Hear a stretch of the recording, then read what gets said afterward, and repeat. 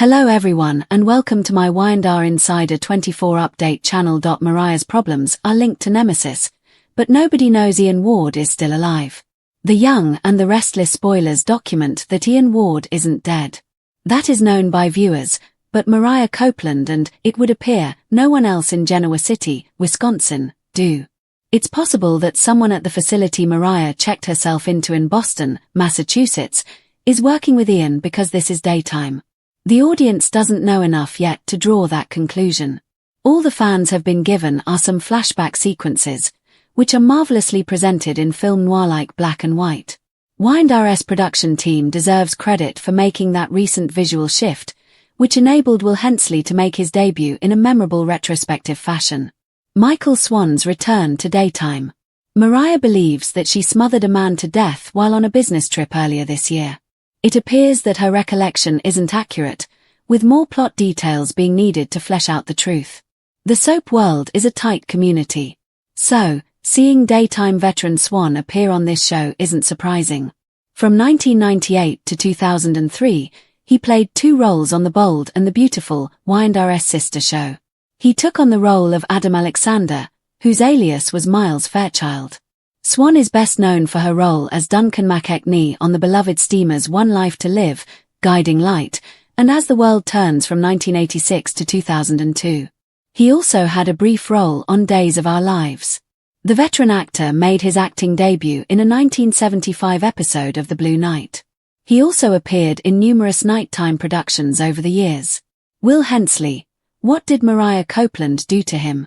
Mariah recalls meeting an older man while on a business trip for Cassidy First. She was drinking and seemed to be drawn to Will. They exchanged kisses, after which they were seen together in a hotel room, where she was seen covering him with a pillow. Ian is known for manipulating people's minds. His inexplicable arousal in the ambulance after his apparent death indicated that he would return. So, is this really it? Ian Ward vowed vengeance on his enemies. Jordan Howard was killed off. Unless the fans were misled, Zenk's magnificent portrayal of Claire Newman's, Hayley Erin, fiendish great-aunt won't be revisited like Wise's role can. However, it is unlikely that Ian could have incapacitated the ambulance driver and his companion, who were moving him in real time from the Newman Ranch living room to the morgue nearly a year ago. Eric Braden's Victor Newman would have been informed. So, maybe Ian bought them off. Mariah threatened to kill Ian, who wanted to make amends with him. If he got in touch with her family, she said she would. Because Ian is a purveyor of retribution and never liked threats, the storyline that is currently unfolding makes Wise's unstoppable antagonist an obvious potential suspect. No one knows Ian is alive, but maybe Will does and is working with or for him. This site is a leading source for everything linked to the Young and the Restless. Check back regularly for Y&R spoilers and news. The revelation that Ian Ward is still alive adds an explosive twist to the Young and the Restless narrative, reshaping the emotional and psychological landscape of Genoa City once again. For viewers who have been watching the show for a long time, Ian's resurrection is more than just a shocking soap opera trope. It's a return to the sinister mind games, manipulation, and vengeance that have made him who he is. The characters in the story, particularly Mariah Copeland, whose recent psychological turmoil has become the center of the mystery, remain unaware of Ian's survival, even though the audience is aware of this. The script's genius lies in its subtle interweaving of memory, trauma, and deceit, an approach that transforms what could have been a simple villain returns arc into a layered psychological thriller. A complex emotional tension arises as a result of Mariah's ambiguity regarding her own actions and her belief that she smothered a man to death while on a business trip, blurring the lines between guilt and victimhood. Her fragile state of mind, paired with her past connections to Ian, sets the stage for a chilling possibility. That Ian is manipulating her once again, not just physically but mentally, perhaps even through people working in the Boston facility where she sought treatment. This idea taps into one of the most enduring themes of the Young and the Restless, the persistence of evil and its capacity to infiltrate even the most personal and sacred corners of the human psyche. The use of flashbacks in the style of film noir in the show adds an extra layer of mystery and art to the story. In addition to evoking the haunting unpredictability of Mariah's memories, these black and white sequences stylistically reflect the moral ambiguity of her circumstance. The choice to frame her recollections this way elevates the narrative, inviting viewers to question whether what they are seeing is truth or distortion, a reflection of Mariah's own fractured mental state. This visual technique also pays homage to the show's willingness to evolve beyond traditional soap tropes, embracing cinematic storytelling methods that heighten emotional realism. Credit must be given to the production team for this creative evolution, as it deepens the viewer's immersion into Mariah's inner turmoil while maintaining the show's signature melodrama. In addition, Will Hensley's role as the mysterious man in Mariah's flashbacks enhances the mystery. Is he a pawn in Ian's ongoing game, a victim, or an illusion?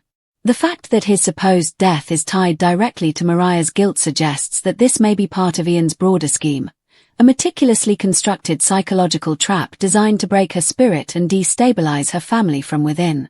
Longtime soap fans will appreciate Michael Swan's return to daytime television, as will Hensley's gravitas and nostalgia.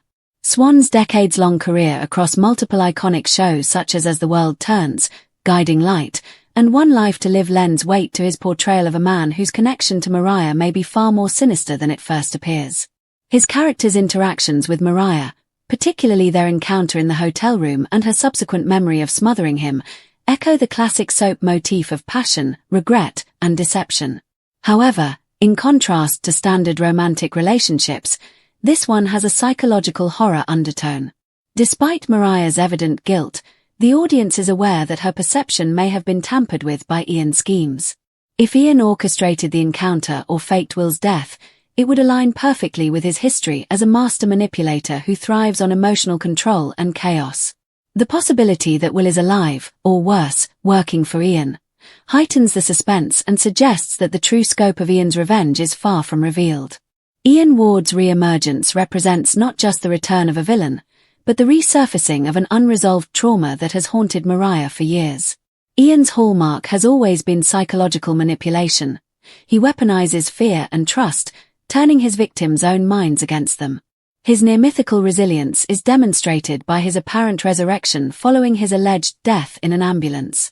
Fans remember his prior vow for vengeance, and his escape or revival from that moment signifies that he has unfinished business, particularly with Mariah and the Newman family.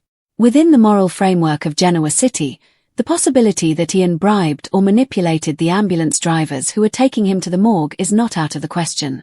Ian's return may represent a long-brewing counterattack against Victor Newman's dominance and the Newman family's perceived invincibility. Victor Newman's empire has long been a breeding ground for enemies and power struggles. Ian's grudge against Victor is personal and ideological. He has always viewed himself as a figure of control, intellect, and twisted enlightenment, while Victor embodies brute power and patriarchal authority. By targeting Mariah, someone emotionally connected to both Sharon and the broader Newman circle, Ian strikes at Victor's heart by destabilizing those he loves most. The interconnectedness of Mariah's troubles, Will Hensley's ambiguous fate, and Ian Ward's potential involvement points toward an intricate web of deception that could redefine the emotional stakes of the show. A poetic tension is created by Mariah's promise to kill Ian if he ever approached her family again. Her fear of becoming a murderer may, paradoxically, make her the ideal target for Ian's retaliation. If Ian can convince her that she has already taken a life, he not only ruins her credibility but isolates her from her support system. This isolation is crucial to Ian's method of control. He thrives when his victims doubt their reality and question their sanity. The Boston facility subplot further reinforces this theme of control through environment, suggesting that even the spaces meant for healing and rehabilitation can be infiltrated by darkness. In soap tradition, no institution is ever entirely safe. Hospitals, clinics, and asylums are often backdrops for betrayal and revelation. Thus, the idea that someone within the facility might be colluding with Ian fits seamlessly into the genre's narrative logic. Jordan Howard's recent death in the storyline serves as a counterpoint to Ian's survival, reinforcing the show's balance between closure and continuation. Where Jordan's arc found its tragic endpoint, Ian's storyline persists like a recurring nightmare, embodying the show's cyclical nature of conflict and redemption.